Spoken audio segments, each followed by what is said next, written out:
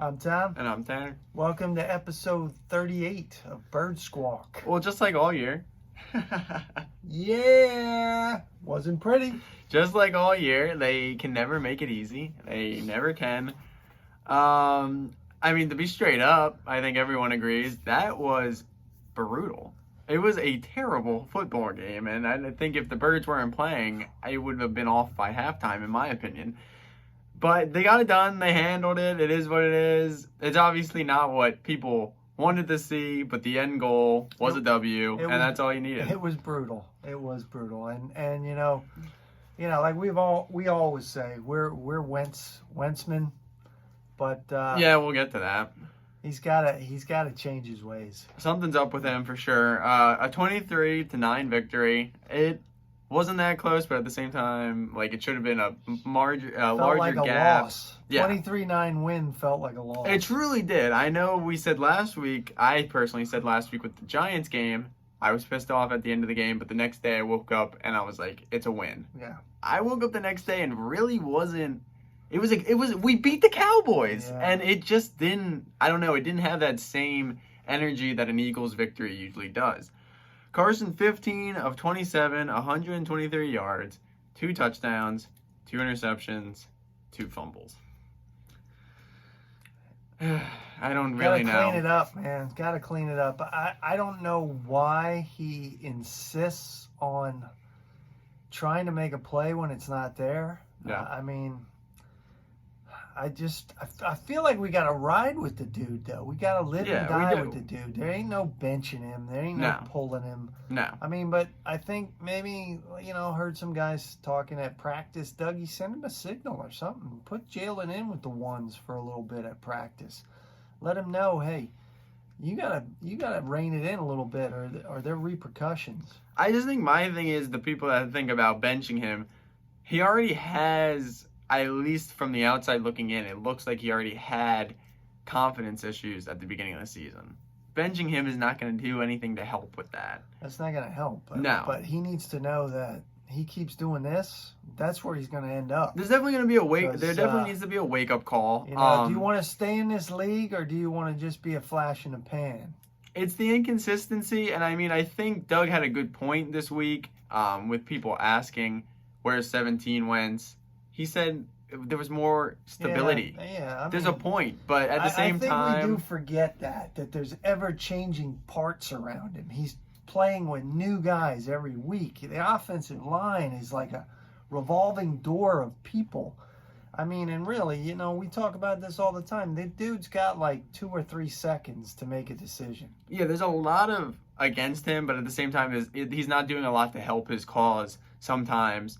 And really, the first half, we started with the ball at about the 50 every time, and we went into the half losing. But you just can't turn over the football. I gotta lay some of it, Doug's responsible for some of it, because we're taking Boston Scott, who is not an every down back. He's not a workhorse. No. And he's clipping off like 5-6 yards a shot, and we just stop running. Yeah, he was 15 for 71. Boston Scott rushing the football. Throwing 50-mile-an-hour winds. We're throwing the ball. Yeah, deep. I don't get it. I see a lot of Andy in Dougie in a bad way. Andy could never adjust during a game. Andy had a script, and if the script didn't work, he didn't know what the hell to do. It was almost like Dougie had the script, but didn't look at the weather report. No. And then... what do we do? Yeah. You got to be able to adjust on the fly. It's not that hard to realize what was going on. My girlfriend was realizing that you're not supposed to throw the ball in 20-mile-per-hour winds. We have all of these offensive minds. Yeah. And our offense is so vanilla. And I wasn't a person of calling Frank Wright, saying he was such a big deal, but the more and more we go, you don't know. We were totally vanilla, and the Cowboys were throwing every trick play they had. Yeah, they were terrible. They were trying everything, and they could have nothing going on. It's so interesting. The one positive out of this all, Travis Fulgham. I think Woo, I think what a we've diamond gotten in the rough. I think we've gotten to the point that this kid's actually gonna be like legit. And I don't want to hear anybody say they found him and they knew what he was. No. None of you They guys. just were Howie, like, we need Doug, someone. nobody knew what you No. had.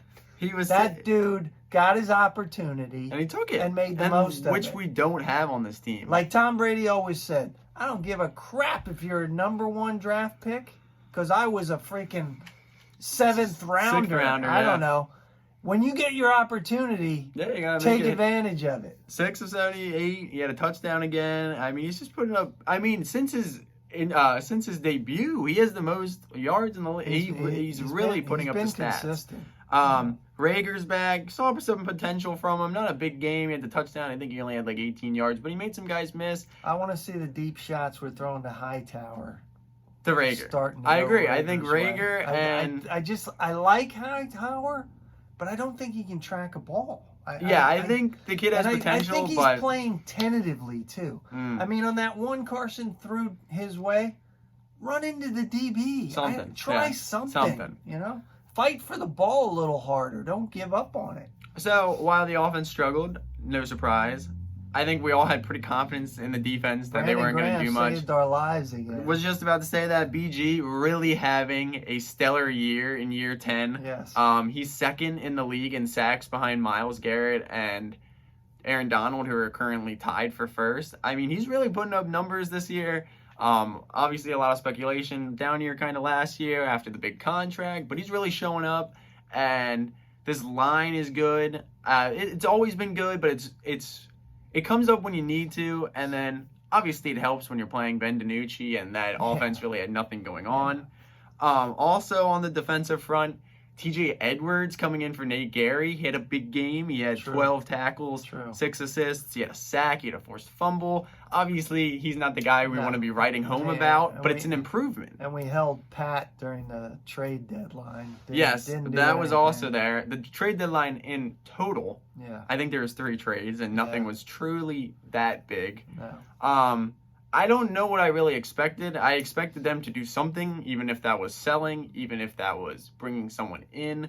I didn't expect anything huge, but to do nothing, I guess it is what it is. I guess that shows really where this team is. We're really not sure if we are buyers or we are sellers because of where we are in first place, as we know. But it's really gonna be interesting because we now have the bye, which is good. I think it comes at a pretty good time for this team. I think they continue to get healthy, try and get kind of back to where you want to be, talent on the field wise.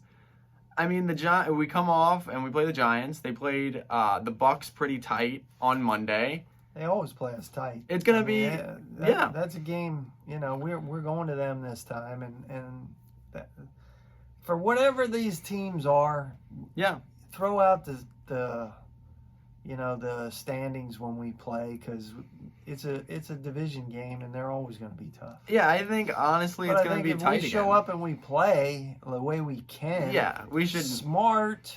Don't give up points. Mm-hmm.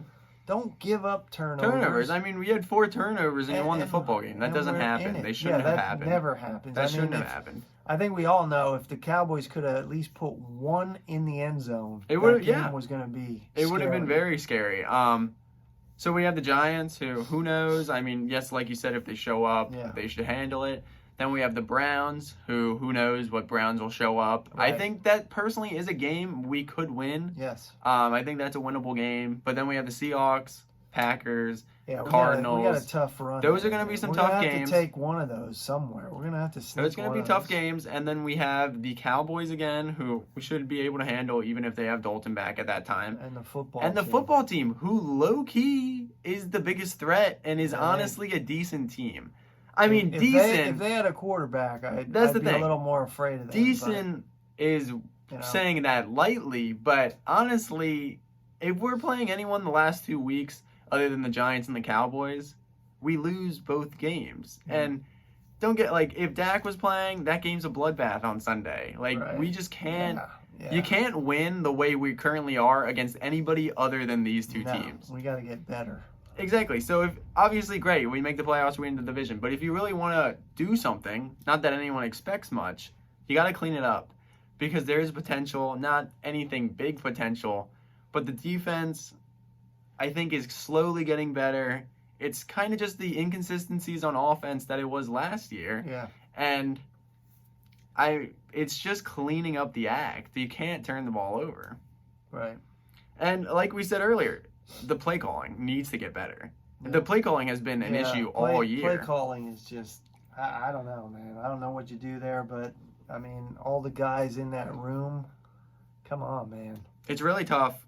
It was really bad watching that game on Sunday. It was physically painful. It was borderline turn that off. Yeah, even with them winning, it was borderline very it was painful to get through that game. Yeah. But hey, we're at the bye.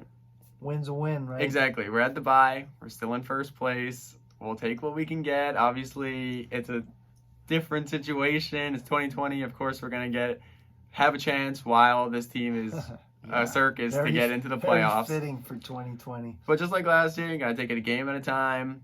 I think this 4-game win streak that I've been talking about in the last couple episodes still is a possibility and needs to happen for this team to get in the playoffs.